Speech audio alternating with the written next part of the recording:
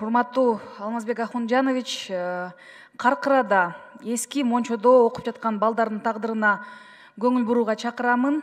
Мен өзүм Түп районуна барып, ошол мектептерди кыдырганда, ал жерде Санташ айыл өкмөтүнүн Асылбаев атындагы орто мектеби бар. Мындан 40 жыл мурун 78-жылы курулган, андан бери бир да жолу капиталдык ремонттон өтө элек.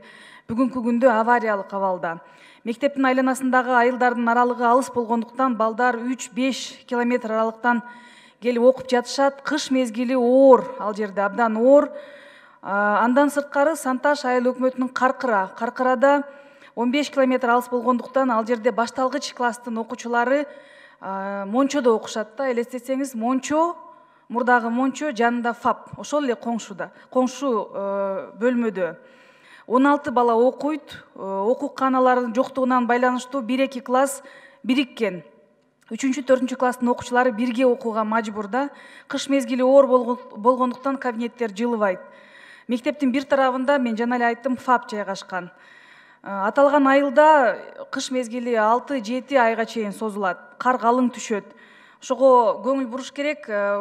Урматтуу Алмазбек Ахунжанович, мына бардык депутаттар ошол авариялык мектептерди, кошумча имараттарды бардыгы көтөрүп жатышат бүгүн.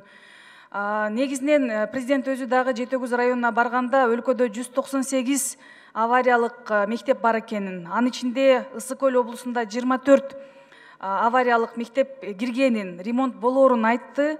Бул жакшы мындай жөрөлгө.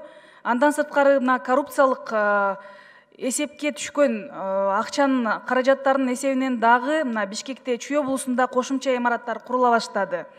Жаңы министрге биз кайрылабыз, ушул депутаттар, парламент өз ишин баштап жатып, иретке келтирип алыш керек. Мына Айнур Алмазбековна айтты, Калдарбек Шакирович айтты.